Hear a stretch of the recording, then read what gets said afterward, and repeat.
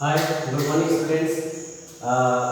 You know that we have already studied about our first chapter of our science subject, that is the sources of food and food habits.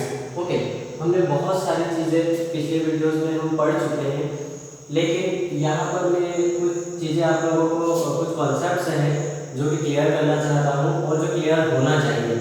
Okay, well while studying there are so many doubts create in our brain, right? तो हो सकता है कि आपके mind में भी कुछ doubts create हुए हो, तो उन्हीं डाउट्स को मैं क्लियर करने के लिए आज ये आपको बताने जा रहा हूँ.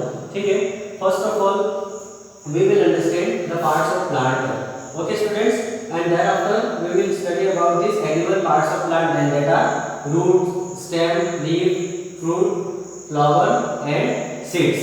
Okay, so let's discuss about the first point, parts of plant.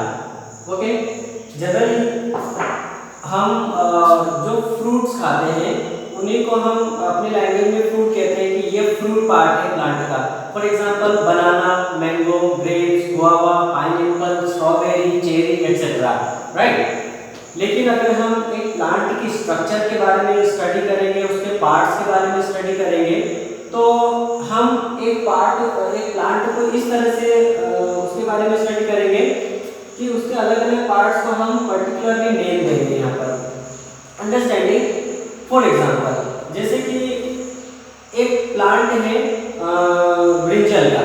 ठीक है स्टूडेंट्स, तो ब्रिंजल के प्लांट में जो ब्रिंजल फ्रूट है एक्चुअली वो फ्रूट पार्ट है, लेकिन हम उसको वेजिटेबल कहते हैं. अंडरस्टैंड, तो जो भी वेजिटेबल पार्ट्स होते हैं प्लांट्स के वो एक्चुअली उनका फ्रूट पार्ट होता है. तो किसी भी प्लांट में while studying any structure of any plant, तो हम इस तरह से उसको डिफाइन करेंगे. Let us understand here. Look, I have drawn here one picture of a plant and I have shown here the different parts of a plant. Okay students, so this the top one is the flower. This is the first part. Second, it is the leaf part. Third, bud. From the bud, the fruits becomes mature, or from the bud the fruit form. Okay. Thereafter, fruit and stem, and then thereafter root. So mainly there are 6 parts of the plant: flower, leaf, bud, fruit, root and stem. Okay students, so यहाँ पर हम किसी भी plant की जब study करेंगे तो उसका जो फ्रूट पार्ट होगा, चाहे वो हमारा जो खाने वाला फ्रूट है वो है या फिर वेजिटेबल है, लेकिन वो उसका फ्रूट पार्ट ही कहलाएगा. Understood? Okay, now let focus on the second point.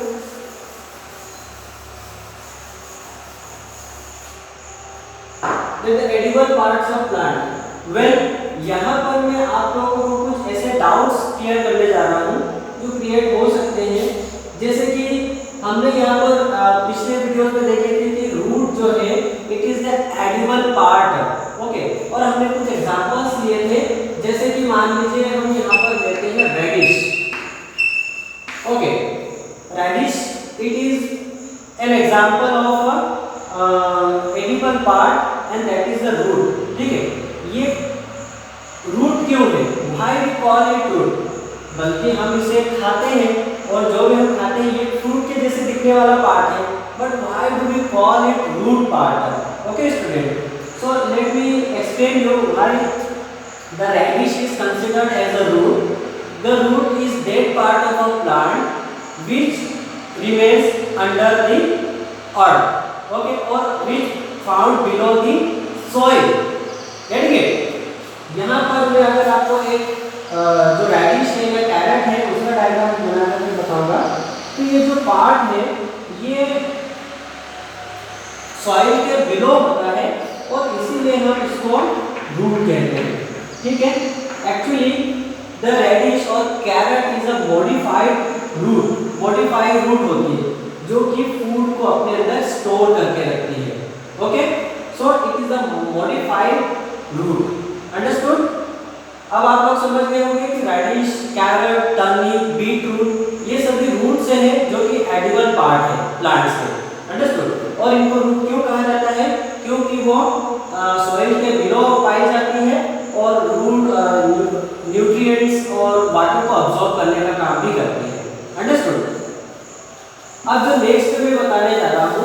that is very important, that is the stem. मैंने आपको उस वीडियो में बताया था कि इस जो ऑनियन है, onion, potato,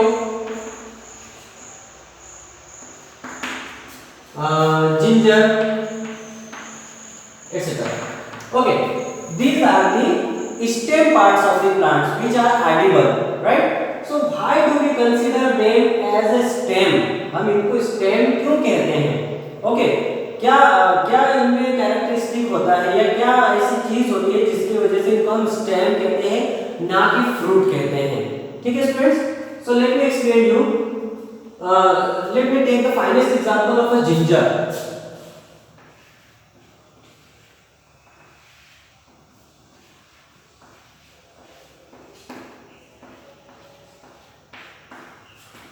So students, ginger is also a stem part of a plant. Okay, यहाँ पर हम देखेंगे जब आप लोग एक जिंजर मार्केट से परचेज करके लाओगे, उसको केयरफुली ऑब्जर्व करोगे तो उसमें आप इस तरह के कुछ लाइंस बीच में देखोगे यहाँ पर उसके स्ट्रक्चर में. तो ये जो लाइंस होती है इनको हम नोड्स कहते हैं. ठीक है स्टूडेंट्स, और नोड्स केवल स्टेम्स में ही पाई जाती है. ठीक है, और इन नोड्स के बीच में ये होती है इंटरनोड. वेल मैं यहाँ पर नाम नहीं लिख रहा हूँ, इसको और फर्दर डिटेल में एक्सप्लेन करने के लिए यहाँ पर एक और डायग्राम बनाने जा रहा हूँ, and that is of the sugar cane. Sugar cane is also stem part that is edible. अब यहाँ पर मैं आपको अच्छे से समझा पाऊंगा कि ये दोनों वो पार्ट है जिनको हम कहते हैं नोड, और इन दोनों के बीच में जो पार्ट होता है उसको कहा जाता है इंटरनोड.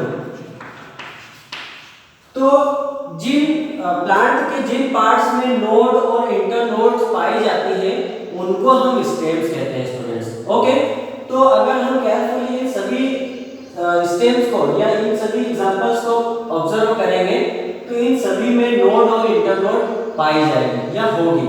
ठीक है, अब चलिए और दूसरा रीजन बताता हूँ कि पोटैटो, ऑनियन, जिंजर, गार्लिक, इनको हम स्टेम क्यों कहते हैं. ठीक है, तो आपने जनरली देखा होगा कि प्लांट के उस पार्ट में ही लीव्स, फ्रूट्स और ब्रांचेस ग्रो होती है. ठीक है, जो कि स्टेम कहलाता है. अंडरस्टैंडिंग. अब देखिए एक सिंपल यहाँ पर एग्जांपल बता रहा हूँ मैं आपको. जैसे मैंने यहाँ पर एक ड्रॉ किया है एक ट्री. ठीक है, तो इसके डाउन साइड में यहाँ पर इसकी बहुत सारी रूट्स रहेंगी, इधर पर स्प्लिट मिलेगी आपको. ठीक है, लेकिन ये जो पार्ट है ये स्टेम कहा जाता है, और इस स्टेम पार्ट में ही सारे पार्ट्स अटैच्ड होते हैं. ठीक है, ये जॉइंट होते हैं जैसे कि branches, leaves, fruits, leaves etcetera. ऐसे ही यहाँ पर अगर आप एक ऑनियन को स्टडी करोगे तो ऑनियन की स्ट्रक्चर कुछ इस तरह से होगी.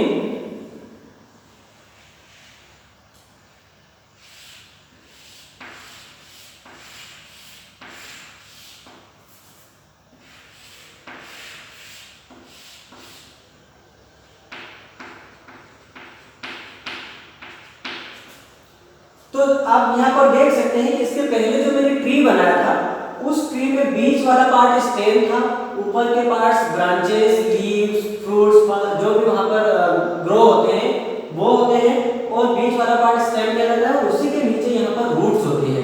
ठीक है स्टूडेंट्स, तो यहाँ पर आप देख सकते हैं कि ऑनियन को हम स्टेम कंसिडर क्यों करते हैं, क्योंकि यहाँ पर ये वाला पार्ट दोनों पार्ट्स से अटैच्ड है. ठीक है, यहाँ पर ऊपर इसकी लीव्स मिलती है, यहाँ पर ये फ्लावर्स होते हैं, और बाकी की स्ट्रक्चर्स होती है अप साइड में, और डाउन साइड में उसकी होती है रूट्स. इसलिए हम ऑनियन को स्टेम कंसीडर करते हैं. ठीक है, इसी तरह से यहाँ पर पोटैटो में भी रूट्स कनेक्टेड होती है, और इसकी जो लीव्स होती है वो अप साइड इससे अटैच्ड होती है. जिंजर में भी ऐसा ही होता है, and as same like in the garlic also, लहसुन में भी ऐसा ही होता है. तो ये सभी प्लांट्स के एडिबल पार्ट्स हैं जो कि स्टेम्स होते हैं, और उनको हम स्टेम्स क्यों कहते हैं मैं आपको बता चुका हूँ. ठीक है students, I hope you have understood better. Thank you.